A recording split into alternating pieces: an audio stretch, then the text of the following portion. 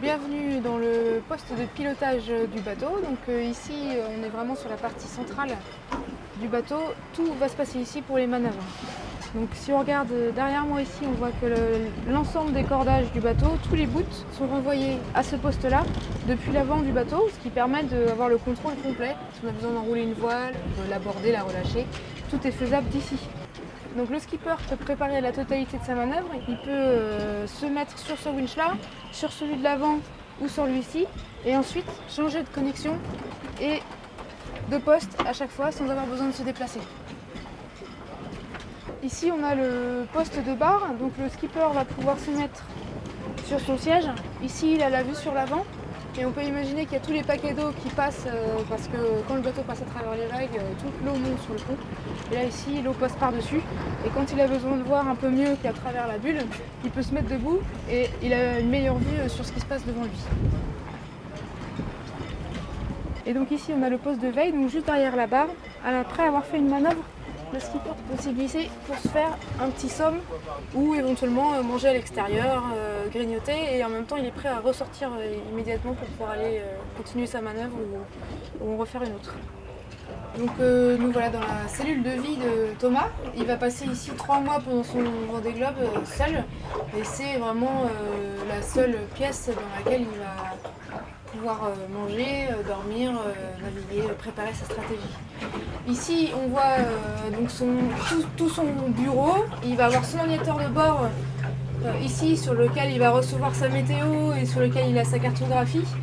Avec la météo, les fichiers météo qu'il reçoit à peu près 2 fois par jour, il peut faire ses analyses et décider de la route qu'il va prendre et des meilleures options par rapport à ses concurrents, parce qu'il reçoit aussi les positions de ses concurrents.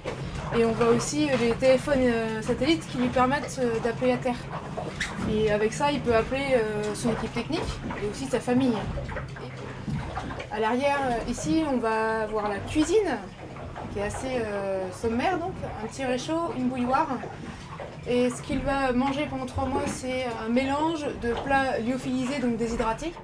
Ici, son pouf, et donc son siège, quand il peut se mettre à sa table à carte, mais qui est aussi son lit. Donc quand il veut aller dormir, piquer un somme par session de 1/4 d'heure, 1 heure, entre 2 manœuvres, ou après avoir fait sa route, il va pouvoir déplacer le pouf, et il va se mettre par exemple dans un coin, on va se dire ici. Les bannettes, c'est une règle de jauge, donc on les a. Mais Thomas n'aime pas les utiliser parce que dedans, il se fait complètement secouer et il n'arrive pas à dormir. Il trouve que le comportement du bateau est vraiment trop dur pour dormir dedans. Donc on les utilise comme rangement. Et pour les toilettes, il n'y en a pas. Il y a un seau et après c'est par-dessus bord. Et effectivement, après pour se laver, c'est lingette. Une toilette de chat. De temps en temps, quand il en a vraiment marre d'être salé, il va utiliser 1,5 litre ou 2 d'eau pour se rincer. Mais c'est tout, donc c'est très spartiate. Donc là on entre dans la soute à voile, qui est donc l'endroit où il stocke toutes ses voiles. Sur le bateau il y a 9 voiles, il y en a une qui est toujours à poste, qui est la grande voile parce qu'elle est très lourde. Et après il y a toutes les voiles d'avant. À chaque manœuvre il faut imaginer que tout seul il faut sortir une voile qui a pesé entre 50 et 80-90 kg. Et donc il faut la passer par le capot de pont, la hisser et après faire l'inverse avec l'autre. Donc la larguer, la ranger et la ranger ici pour pouvoir la stocker à l'abri parce qu'il faut les économiser sur 3 mois. Il ne faut pas qu'elles restent au soleil ou au sel et à l'eau. Donc c'est pas mal de boulot.